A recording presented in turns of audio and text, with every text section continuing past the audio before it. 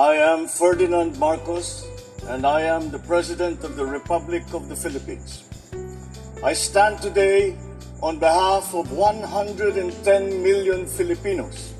Hello people and hello universe, it's me again. Shout out sa inyo mga kababayan, especially the Marcos loyalists and supporters. Ayan, mayroon tayong very good news for everybody. Ayan, yung nakikita nyo guys, yung nakikita ko yan mga congressman.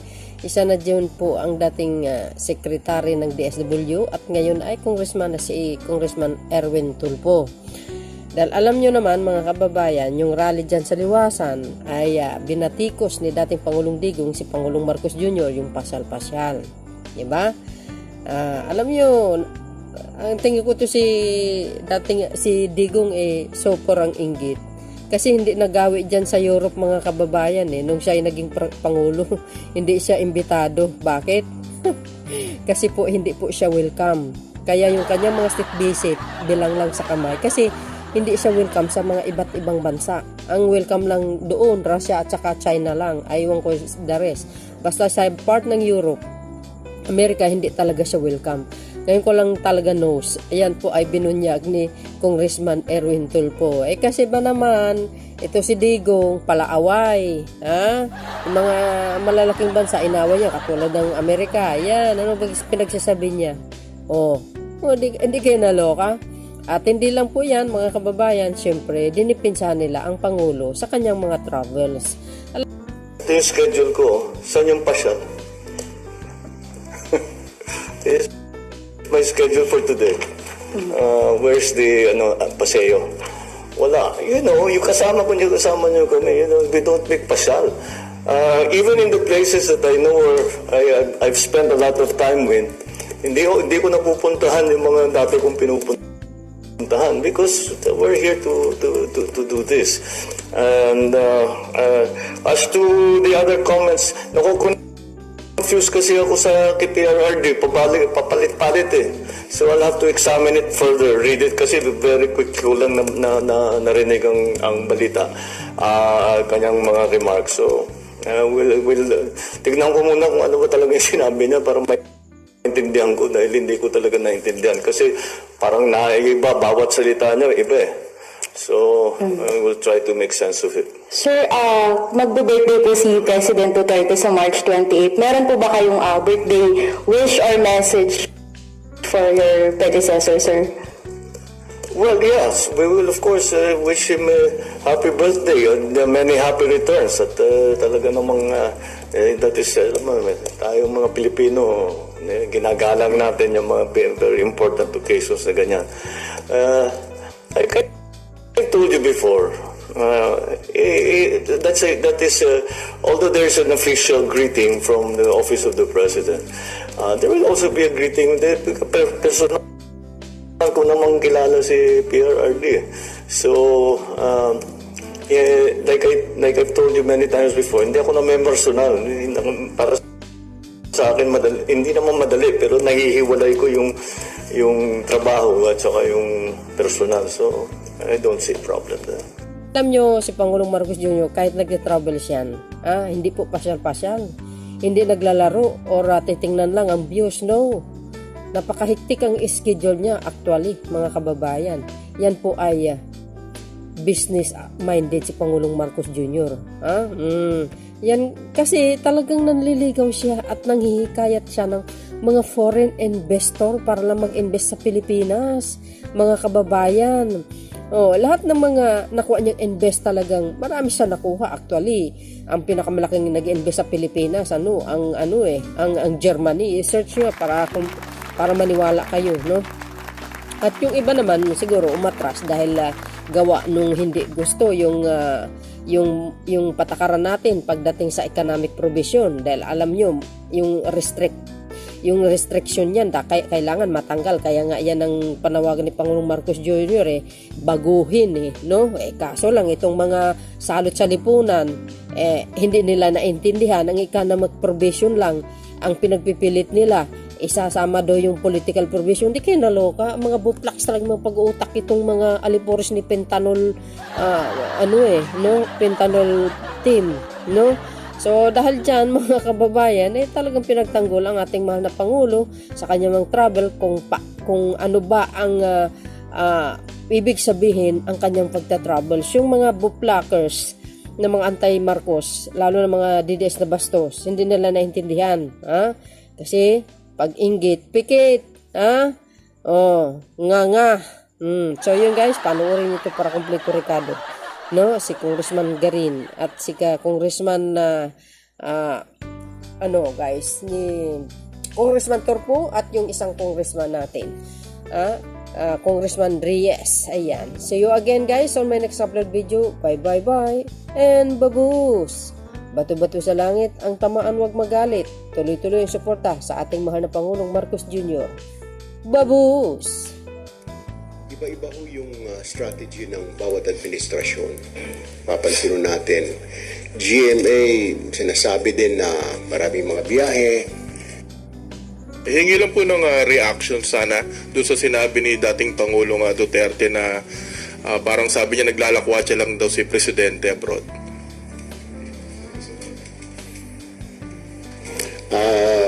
Well, kung titignan ho natin, iba-iba ho yung strategy ng bawat administrasyon. Papansin natin, GMA sinasabi din na maraming mga biyahe. Si ERAP, well, dahil short-lived lang yung kanyang term. Si Pangulong Duterte, hindi masyado, ilang bansa lang. Well, knowing naman kasi kaya di siya makabiyahe dahil marami, not welcome siya sa Europe, di ba? We all know that, di ba? And even sa United States. So, limited yung travel ng Pangulong Duterte sa Asia, China, Japan, at yung mga kaibigan, Russia. Kaya limited ang biyahe ng Pangulo. Actually, kung titingnan natin, we in the media know, we know about it. Ano pa bang ginagawa ng Pangulo? I mean, Pangulo goes out of the country to get investments, to secure investments. Siguro, yung mga kasamahan ninyo na kasama ng Malacanang sa mga travel, you can ask them, ano ba ginagawa ng Pangulo doon? Fidel B. Ramos, same thing, ganoon din. Si Cory, hindi masyado, not much. Then you have Fidel B. Ramos, na biyahe din. And then after that, yun nga si ERAP, and then GMA, biyahe. And then si Pinoy, may mga biyahe din. Si Pangulong Duterte, wala masyadong biyahe. So, bawat administration, kanya-kanyang strategy. And the purpose of their trips are to, of course, to harbor investments, makakuha ng mga investments. Ang problem nga lang, napupulaan yung gobyerno, nasaan na yung investment? Ang problem ho yung investments ho natin, nakakabit po kasi yun sa economic provisions po ng Constitution natin. Paano ka ho mag-invest kung ako? Kahit ikaw siguro, sir, pag pumunta ka doon sa isang lugar, sasabihin ng mayroong resolution ng konseho. Abante, kung gusto mong mag-invest dito, meron kami mga kababayan dito, makisosyo ka na lang, pero 60% yung sa amin, 40 ka lang. Pera mo, papayag ka ba na 40% ka lang? 60% nung wala namang laway lang yung ginamit ng kabila. So basically, why would they invest in our country kung hindi naman 100% na ownership sila? So that is the reason why meron tayong tinatawag na economic reforms na I believe dinidinig din sa Senado or what's going on in there.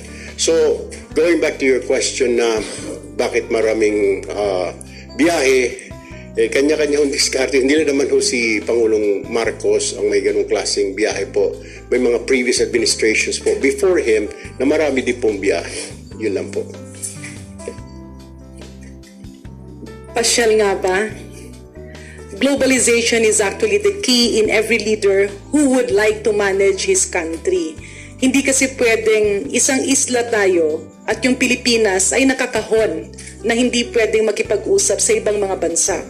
Alam nyo rin po yun, iba yung pagkikipag-usap na virtual lang or telepono lang kesa na face-to-face.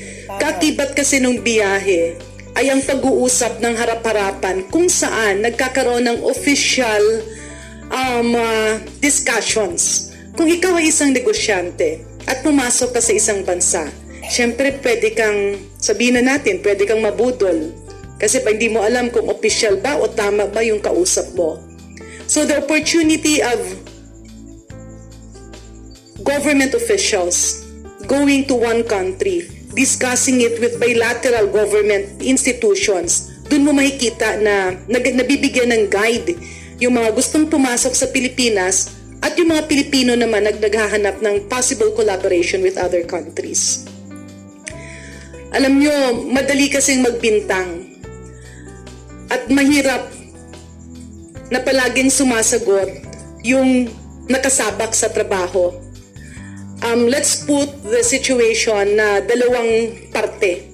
Itong isa, syempre, walang ginagawa. Itong isa naman, napaka-busy kasi incumbent ka, ikot ng ikot ka, meeting right and left, lahat ng problema, sasagutin mo.